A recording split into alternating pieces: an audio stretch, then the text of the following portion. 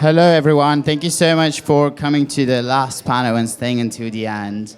Let's start with quick introductions from Emily. Hello, GM. My name is Emily. I'm the CMO of Hype. We're a full-service crypto-native go-to-market agency. And yeah, I love marketing. I've been in marketing for the last 8 years, full-time crypto marketing the last 3. Hi, I'm Krystyna. I'm the CMO of Cookie3. We are the Web3 user analytics company and KOL analytics company. So basically think Google Analytics, but with on-chain data. And I've been in Web3 for about 5 years and almost a year at Cookie3. Amazing. Hi, everyone. My name is Ariane Murphy, CMO at Flight3, the Web3 marketing agency organizing this amazing event. I hope you're all having fun, having a great time. So I've been in crypto for 6 years and in marketing for 10, fintech prior to Web3. And in agency life in the dark side for about 3 years in total. And then prior to that, I was at a company called Mode, which was the first to IPO on the London Stock Exchange, a first crypto company, and I was part of the team that led that IPO. So I've got the capital markets experience as well as the crazy experience of Web3. And then prior to that, Formula One, sort of sports management, and paddle tennis, if anyone has played the sport. Lovely to be here. I'm super excited that it's 4 women in Web3. How crazy is that? Woo! We're the only women in Web3, if you ask most people. I'm Hillary Adler. I'm the co-founder and chief commercial officer of Bitcoin OS. We came out of stealth in July by verifying the first ZK proof on Bitcoin mainnet. And what we offer now is the ability to deploy smart contracts on Bitcoin for the first time ever, which means limitless possibilities now for Bitcoin for projects that want to roll up to it and deploy. Prior to being a founder, I had been a CMO in crypto for the last 7 years, and before that was in cannabis. So, I'm utterly and completely unemployable outside of the space. And I'll quickly introduce myself. I used to be a retail investor investing into tech companies, and then I worked for Monday.com, Dropbox, and a few other big companies. Found it super boring. So I was like, crypto is for me. Wrote for Cointelegraph, then ran a podcast for a company called Blockster, and I'm also the head of comms at Athena Labs. So let's deep dive and go straight into the topics. I guess one of the biggest challenges to build a communication strategy within our industry is because the narratives are constantly changing. So companies have to identify narratives and make sure that they position within those narratives. So could you just help me understand and share your opinions on what do you think the next narratives will be? But more importantly, how companies should position within these narratives, because you want to stay loyal to your brand, but you also want to fit within like a DPIN or RWA category. And because I invest into companies, I go through a lot of websites, and every single company would add RWA or DPIN or AI and blockchain. I'm like, are you really one of those? But they also face this challenge of like, I want to fundraise, or I'm launching a token, I want to be successful. Quite complicated question, so there's like many ways to approach it, but let's start with Hillary. I forgot to look at the questions beforehand, except for one. Okay, so I think there's a couple parts here. I think we're in kind of a stagnant market at this point. I would say we're looking at probably a super cycle, and like bull market 1.0 happened over the last year, which was led by the Bitcoin ETFs and any conversation around traditional finance adopting Bitcoin and Ethereum, et cetera. And so for the last, 6, 7, 8 months, we've kind of been in this stagnant market. I don't think we have a narrative at the moment. I think there's meme coins, and people are making a lot of meme coins, and Solana has done really well. But I think as an industry, like, first of all, DePIN, it's like 10 years away from ever happening. Real world assets, I like to call on-chain assets. I think those are probably one of the most exciting use cases in crypto, but I don't think it's a narrative yet because we don't have the infrastructure to support it. So that's part of being a marketer, actually, and a founder. And it's the hard part is right now we do not have a narrative in the industry, and that's problematic, I think, for most founders and companies, I'd say most are probably struggling with that right now, and trying to figure out like what is the sticky point, what is going to hit, like what is going to bring retail back into the playing field, and so forth. So. Yeah, you can go for it. Cool. So I think there's actually two questions in this, right? It's if you're a brand, how do you position the narrative? And also, what is the next narrative in the space? The type of clients or brands that we work with at Hype, they're very crypto native, meaning the main primary channel is X. Some examples are Athena, Eigenlayer, Optimism, Babylon. These were some recent clients we worked with this year and last year. And I would say that if you're in the trenches, like I spend way too much time on X. I don't know about all of you. There are narratives that are, I would say, subcategories and categories. So back in the day, there was DeFi. Now we have RWAs, infra, DePIN, which is technically underneath infra. And each of these subcategories have subcategories. So now we have L2s, modularity. I think there's a recent trend right now, like Uniswap just launched their app chain. So now we're entering this era of interop. And earlier there was a keynote on account abstraction. So there is a lot of narratives happening. And I really think it depends on where you're building. Is it for consumer? Is it for infra? Is it for institutions? So that's related to the future of narratives. Specifically, if you're a brand, I don't think hopping narrative to narrative is really a way to build a business. You can piggyback off of it for marketing comms, but you should always start with the why. Like, what is your purpose of existing? It's something we do when we're figuring out what is the proper positioning. And I think that's the hardest thing about crypto marketing is the positioning is shifting sands because your competitors are constantly shipping, the TAM is really tiny, and you're trying to find your place in the market when all of these subcategories are popping up. So yeah, I think you shouldn't be hopping on narratives and changing your positioning statement too much, but you can use it for marketing comms. Totally agree. And then, you know, right now what's trending is AI and meme coins, and you see almost every new project launching or coming on X is like something AI, something GPT. I have worked with an advisor before who said, oh, we always tell the companies right now to put AI at the end, even if they don't have AI. And for me, that's really poor. Like, your people are going to realize there is no AI there. What I think you can do to stay relevant, because like you said, Emily, a lot of people are on X. So it's just showing that if it's something you have expertise on, maybe it's not necessarily what you're building right now, but you can contribute as a thought leadership to the space. People are going to notice your brand for what it is, but also are going to notice you because you are taking a standpoint and you're participating in a conversation on a trending topic. And I think building a team of people who are knowledgeable and they know what they're talking about and they're based in what the community and what the crypto Twitter is talking about is going to bring users to whatever you're building, because they're going to see that people that are building this project are not hopping from one narrative to another. They know what they're doing, but they also know what's trending and they're based in the space. Yeah, just one more thing to add here. I think if we look at the length of narrative cycles, they vary typically, but it's around 6 to 18 months. And so if you're trying to build a long-term business, I think trying to fit into an existing narrative and solely focusing on that is a problem, and you are not going to be building a sustainable business. So I do think very carefully, to your point, Emily, about what problem are you trying to solve, and then work backwards from there.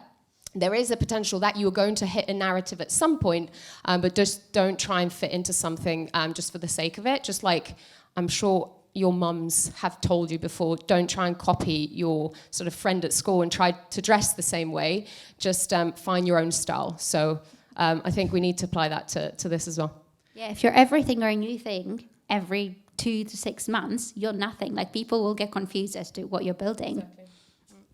And a few of you mentioned X, so I'm really interested in what's the role of memes and like the inter account within the marketing strategy, because some of us come from a bit more traditional background and you have your PR and you have your marketing, but whenever you're trying to build a community within the Web3 ecosystem, it's so important to engage the Web3 natives and speak our language, and my language is memes, and I love memes.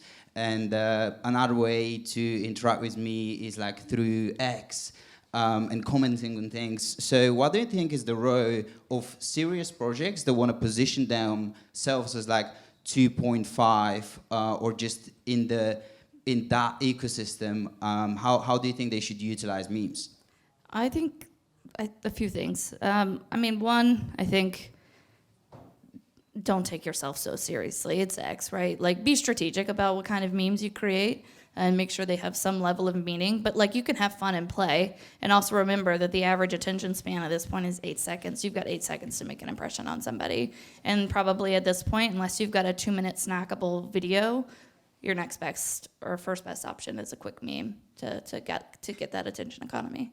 Yeah, agreed. And I think that's why memes are so powerful. Within a few seconds, you've got it. It's like when you're producing a video as a marketeer, you think of those first 3 seconds. You're like, these need to be super snappy, so and impactful. So that's why I think memes work so well. From a more sort of philosophical perspective, I think memes have become so embedded in our culture. It's because they are similar to the way ideas spread. They spread and mutate and find their communities. So memes are part of that, and then they find their place within their community. So it's a channel for ideas and culture and belonging. So that's why they're becoming so powerful. I would say, I typically say this to my clients: don't copy pasta other projects, and don't always sort of look for fun in memes. There are other ways as well. So I think it's very, very easy for us to just say, just do a meme campaign or just put something out there that has a meme. There are a lot more ways of doing so, but memes are a key part of this industry for sure. Krystyna, let me change that for you a little bit. So give me a practical advice of how to run a successful meme campaign, because I feel like now we all agree that memes are a way to interact with the audiences. But let's say I'm a new project, I don't really understand the Web3 ecosystem. So tell the audience, like, okay, here are like a few steps. Apologies for putting you on the spot, by the way. I gave them the easy part of the question. But yeah, please try to come up with like a bit more practical advice on how to utilize that really useful tool. It's absolutely okay. Well, I'm going to show Emily here a little bit, because actually this weekend I listened to Hype's Ask Me Anything about memes, which is amazing. Like, absolutely. I was gardening at the time with my headphones on, and I was pulling out my phone every like 30 seconds to write down like a thought. Super great chat. Like, everyone listened to it. And I'm sure like everyone here has seen at least like 2 memes on X today. If you haven't, you're not doing your Web3 marketing right. Like, you have to be on X.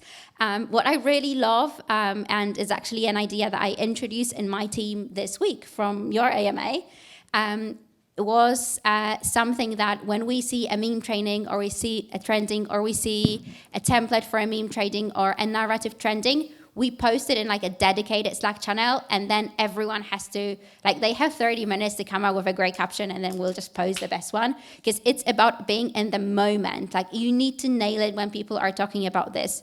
We work in an industry that is so fast-paced. Like, if you see a narrative or a story trending on Twitter right now, and you ask your team to come up with a post, and they come up with a post in 2 days, like, don't post it. Like, no one's going to see it. Like, your team has to come up with it in 30 minutes. So it's just, don't overthink it. Spend time on crypto Twitter, see what people are talking about, and just be relatable. Like, if it's funny to you and you relate to it, it's going to be funny to other people, because they're in the same sort of space and they have the same experiences as you do. So that would be my practical advice. Emily, let's talk about distribution channels of memes. Like, okay, now we know the memes are important and we know how to create comparatively good memes. So what's the best way to distribute them? I guess X is one of them. But then once I post it on X, like, how do I increase the engagement? Do I also share it in the Discord community, or do I share it on TG? Like, how do I actually engage the community? Because generating or like coming up with a good meme is not good enough. Now you need to like generate some traction behind it. So first off, I want to add some nuance that saying like, hey, we're going to do meme marketing, that's a tactic. I don't think it's necessarily a strategy. So I would still want to go a layer above and think through, what is the message we want to communicate in this meme? Where does the audience live? Typically, we work on X. We do have sub-channels like Lens or Farcaster, sometimes Reddit. There is some experimentation right now on Telegram apps as well as short-form video content. So thinking about the channels that you're going to distribute on, it goes down to marketing fundamentals on where can I find my audience and meet them there. One more thing on memes too, I want to just add, it's not exclusive to crypto. Something that I really want to call out is look at Duolingo, look at Ryanair, Wendy's, and I really just want to add that memes are a way to personalize your brand. And because crypto is so focused on building a community, usually prior to your product being launched, so your community is a product, it's a way to share space with them and engage with them. Okay. And I think the Ondo is one of those projects that executed that really well, because when I was reading about it, it's like a very comparatively boring, tedious project, but they utilize memes in such an effective way that they managed to build a community behind it. And now I think one of the reasons that everyone is talking about them is because of the meme campaigns that they've been running. But another thing that I want to move on to is tap to earn and gamification. And we see that with like Hamster Combat, they amass over 3 million users within weeks. They'll be having like one of the biggest airdrops. Everyone is talking about them. And I know a few clients that reach out to me and say, hey, should we have some tap to earn games? Should we use some form of gamification? So what would you advise your clients? And let's start with Krystyna, actually. Well, you see, there are like 2 tapper games that really took off, which was Notcoin and then Hamster Combat. But then look how many other games are there. Like Topic Telegram game cannot be your sole strategy. We actually are accelerating some projects, and we had a project that came in and they said we're going to do a Tapper app, and this is going to be the only thing we do for the next 6 months, and we're not going really to show what we're building. And we said, no, it's not going to work, especially if there's going to be nothing in this game. Like gamification is important, but this gamification has to serve something. If you're onboarding users, where do you take them further? It's, it's like you said, it's a tactic. It's not a strategy. Like you have to think for the whole funnel. You bring users through the app, through the Tapper app, through the game.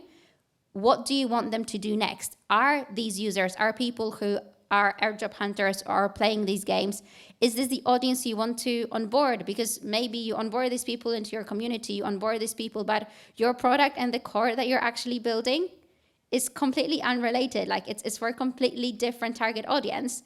And then you're left with this community who's then going to be dissatisfied because you stop giving them rewards. And then you've got fat and you've actually disadvantaged yourself. So think whether a Tapper game is actually bringing you the people you want to bring to your community. And just to add to that, I think this is, so gamification is obviously nothing new, but this issue that we're seeing now is something that in Web 2 is an issue that, for example, Groupon and Voucher has seen, right? They have been attracting users that are looking for some sort of discount. And I've spoken to many retailers that have participated in Groupon vouchers, and they've been frustrated at the type of users that have come in through the funnel, and they said they just want discounts, they just want this side of my business, and if I stop giving them that, then they'll move on.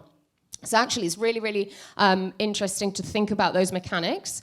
But gamification works. We know that. It's nothing new. It's not new to Web3. Web2 has seen some great gamification campaigns. I mean, an example is, for example, PepsiCo. Did you guys watch the movie on Netflix? Fantastic movie about how they ran this massive campaign giving out a fighter jet. Do you remember? Yeah, incredible movie. I definitely recommend watching it. And people would watch this TV ad and just accumulate points if they went to buy these Pepsi cans. So it was this loyalty program, is points accumulation, very similar to Web3. And then you'd have the potential of winning something. So it works. People can try and gamify. Sorry, you could jump in a second. People will try and game the system, but it typically works to attract users. Then just think about the type of users that you want, especially, again, if you're trying to build a sustainable business. One final point I want to make. Sorry, I just want to move on to the next question. I'm so sorry, Hillary. Oh, no, I was just actually going to say, it didn't work for them in the long run because they got sued. Yeah, I have a slightly controversial question. So we'll start with yes or no before we engage in a discussion. And if you don't feel comfortable saying yes or no, we just say pass, yeah? Oh, okay. So airdrops are a meme, Hillary, yes or no? No. Yes or no? As don't in, know. they are No. not useful. It depends. Okay, I'm so going to leave it pass. at that. It was pass, just a pass. Pass, Okay. yes, from me. Krystyna, yes or no? I think pass as well, because what do you mean more useful? As in, are they useful at all? But let's just say pass for now and we'll engage in the Yeah. discussion. And Emily, yes or no? Depends. I wanted some like controversial opinions, like yes or no. I strongly agree, strongly disagree. But yeah, let's start with Hillary. Like, do you think that they're useful? Do you think that they're actually a good way to build a community? Because we've seen with like Eigenlayer and a few other projects, Celestia. I mean, there is a lot to do with like staking the tokens and like early investors having advantage. But one of the reasons that with the lot of projects we see this initial dump is because they distribute tokens to the community and a lot of people are farming them. So do you think that it's a good strategy to build a community? Is it even useful? Well, you kind of answered your question for me. I think airdrops at this point are totally mercenary, and that's what, if you want to build a mercenary community and you want to use that as a strategy to get people in the door, if you're like, okay, you know, you throw a party at a club, right? Nobody's going to come in if nobody's in there. If you want to use that to get people in the door, fine. But you have to have something after the airdrop, something that keeps people staying, something that gives rewards in a meaningful way to the project, not necessarily to the airdrop holders. But if you're going to do an airdrop and you want to do it in a way that's not mercenary, I would look at who are the loyal members of your community that have driven the success of the project, and you do it that way. I said it depends because it really, like, incentives are classic Web2 marketing. I have a recent example, actually. So we were talking about Telegram apps. I'm generally bearish on tap-to-earn games because that's essentially Telegram mini apps. I'm bullish on because that's a channel you can exploit right now. But if you're just copy and pasting, it's not going to work out. But for example, this case study I have, we used a Telegram mini app. We built a game, and we're continuing to build out the game. And this community that is using it, their retention on D7 is about 27% because they're actively playing the game. And they don't know that the game is actually going to possibly result in some rewards. So I think if the airdrop is a surprise to the community, like the original Uniswap one, it's great. But if you're purely building on the speculation like something will come, then you're going to attract a lot of mercenary capital. And how do you make them successful? Can you just give us a few pieces of advice on how to make one of those airdrops successful? I think I was just going to jump into, but it extends to your point. This research report that came out, I think beginning of the year, if I'm not mistaken, was from Woo Blockchain, Woo Labs. You guys probably know it. It analyzed two types of airdrops, an airdrop that sort of cast a net really wide and went for pretty much anyone that did sort of low touch actions. And then it did it for sort of core contributors to a project. It analyzed then the results of the two where it looked at who was holding post airdrop, and you can guess the result, right? It was the core contributors that were holding for the long term because they believed in the project, they believed in the mission. So I think in order to make a successful airdrop, you have to think about those things. Who's contributing, retroactive airdrops where they're not expecting it, and they're there for the product itself. I think that's the key. And I think I recently got into like a Twitter thread with someone back and forth about airdrops actually, and the person was making the claim that airdrops stopped being fun because they used to participate in airdrops to discover new projects that they want to stay with, but once these airdrops started to be super big, airdrop hunters, people who want to come in just to get rewards, just to do some clicks on X, take their airdrop back and drop it and never come back to the project again. They usually don't even know what the project does. They made airdrops, in my opinion, a bit obsolete because airdrops were good when they were actually rewarding people for discovering your project. And these were the people that were going to stay with the project.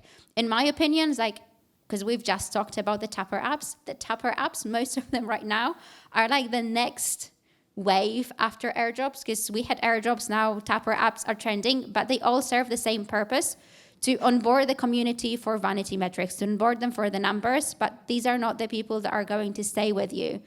I'm not saying onboarding people for vanity metrics is bad. I mean, many projects can have reasoning for it. There can be VCs pushing them for bigger numbers when they want to get listed on an exchange, which in my opinion is totally backwards. But an exchange looks at your numbers, they're botted, they're airdrop hunters, they're people you onboarded in the most funny way, like in a way that does not make sense. But this is what counts. I don't know why, but this is how it works. So in my opinion, this is why projects do it. Thank you so much. I'm so sorry to interrupt. Let's just open the floor to questions because we're running out of time. Would anyone like to ask a question? Yeah. Hey, at the front. Right. Microphone is coming. No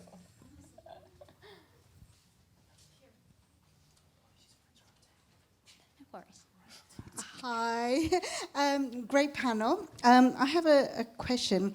A few months ago, I saw on a job site there was a startup company that was looking for a sales director, and their product was a AI marketing department, and the target audience was small to medium-sized organizations.